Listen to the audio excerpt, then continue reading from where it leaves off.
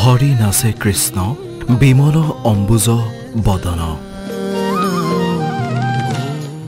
কৃষ্ণ বন্দনাৰে মুখৰিত ৰাজ্য কলাক্ষেত্ৰত কৃষ্ণৰ কংসবধ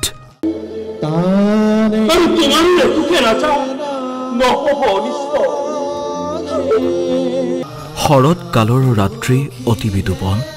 ৰাস ক্ৰীড়া কৰি কৃষ্ণৰ ভৈলমন ৰাজ্যৰ সৰ্বত্ৰে এতিয়া গুঞ্জৰিত শ্ৰীকৃষ্ণৰ বেনুৰ সুৰ মহানগৰীতো কৃষ্ণৰ বেনুৰ সুৰ কলাক্ষেত্ৰৰ ৰংঘৰৰ বাকৰিত গোপীৰে কৃষ্ণৰ ৰাসলীলা গুৱাহাটীবাসী শিৱসাগৰীয়া তথা শিৱসাগৰ সাংস্কৃতিক কেন্দ্ৰ গুৱাহাটীৰ উদ্যোগত অনুষ্ঠিত শ্ৰী শ্ৰীকৃষ্ণৰ ৰাসলীলা সত্ৰীয়া সংস্কৃতিৰ সাধক সংগীত নাটক অকাডেমী অমৃত বঁটা বিজয়ী মাখন বৰাৰ পৰিচালনাত মঞ্চস্থ হোৱা ৰাসলীলা পৰিৱেশন কৰে শিৱসাগৰ চিত্ৰলেখা কলা পৰিষদে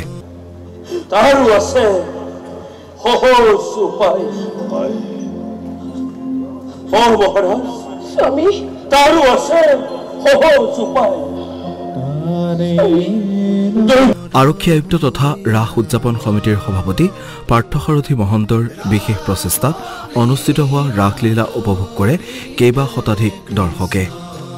অনুষ্ঠানত মুখ্য অতিথি হিচাপে অংশগ্ৰহণ পৰিবহণ বিষয়া গৌতম দাসৰ লগতে কেইবাজনৰো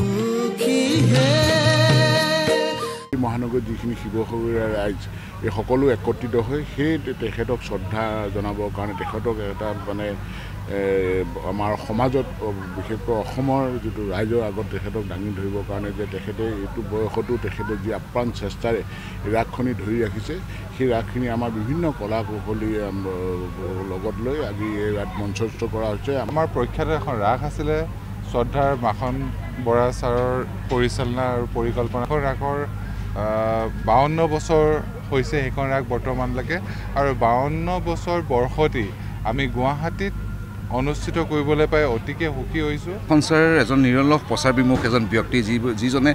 51 বছৰ 52 বছৰ ধৰি এখন ৰাস শিৱসাগৰত পাতি আছিলে এজন মানুহ যিজনে নিৰলসভাৱে প্ৰচাৰ বিমুখ হৈ পেলাই এনে এটা মহৎ কাম কৰি আছে উদ্যোগ ল'লোঁ সকলোখিনি সহায়বৰ দিলোঁ আৰু এই সহায়বোৰৰ মাজতে সকলোখিনি মিলি কাম কৰি আজি এই অৱস্থা এইখিনি উপনীত হৈছোঁ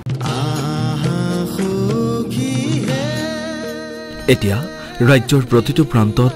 কৃষ্ণৰ কংসবধ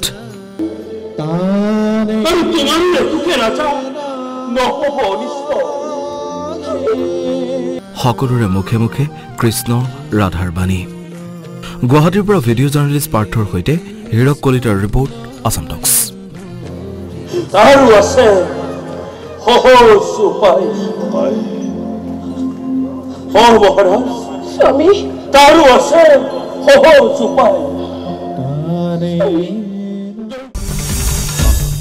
আসাম টক্স আপোচবিহীন অসম কণ্ঠ